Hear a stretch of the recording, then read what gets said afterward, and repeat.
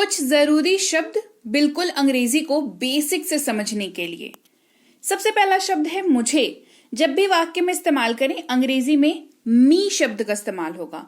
यह कलम मुझे दे दो, गिव मी दिस पेन। मेरा, मेरा, मेरी, मेरे किसी भी हिंदी वाक्य में यूज करें, अंग्रेजी में माई का इस्तेमाल होता है। यह मेरी कार है, दिस इज माई कार। यह मेरा मोबाइल है, दिस इज माई मोबाइल। तुम, आप या तू हिंदी में इस्तेमाल अगर होगा तो अंग्रेजी में यू का इस्तेमाल करते हैं। आप कैसे हैं, हाउ आर यू। आप कैसे हैं, हाउ आर यू।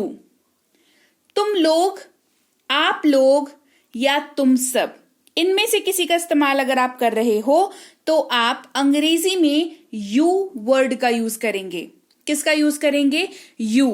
तुम लोग, आप लोग, तुम सब। इसके पहले भी हमने यू को पढ़ा जहां पर हमने तू, तुम और आप इनके जगह पर यू का इस्तेमाल किया। लेकिन हिंदी वाक्य में तुम लोग, आप लोग, तुम सब इनका इस्तेमाल भी बहुत ज्यादा होता है। और जब ये होता है तो हमें समझ नहीं आता अंग्रेजी इसकी क्या होगी। तो इसकी अंग्रेजी भी यू ही होगी। लेकिन यू के साथ यहां पर आप या तो ऑल का यूज करेंगे या गाइज का यूज करेंगे, है ना, या ऑल ऑफ यू का यूज करेंगे, ऑल ऑफ लगा करके यूज करेंगे, है ना। तो कैसे इस्तेमाल करेंगे, जैसे आप सब जा सकते हैं, कहेंगे यू ऑल कैन गो, या कहेंगे all of you can go, या कहेंगे यू गाइज कैन गो। ये इन जनरल हम लोग यूज कर रहे हैं। यहाँ पे जेंडर को ज्यादा फोकस करने का जरूरत नहीं पड़ता है क्योंकि ये आम हम लोग बोलचाल की भाषा में यूज कर रहे हैं। ठीक है, आगे बढ़ते हैं। हम लोग, हम सब, अगर इसका यूज कर रहे हैं तो अंग्रेजी में क्या यूज करेंगे, अंग्रेजी में वी का इस्तेमाल करेंगे।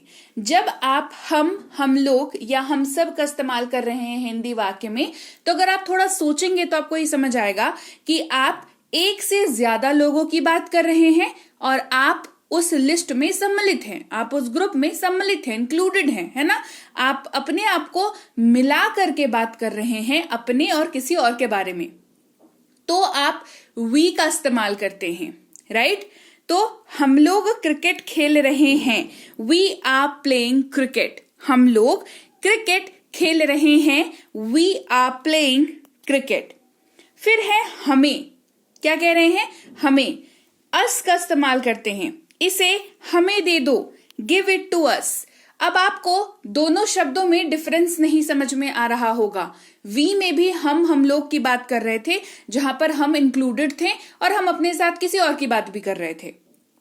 अस का इस्तेमाल भी कुछ ऐसे ही तरीके से होता है जहां पर आप अपने साथ साथ कुछ और लोगों की बात कर रहे होते हैं।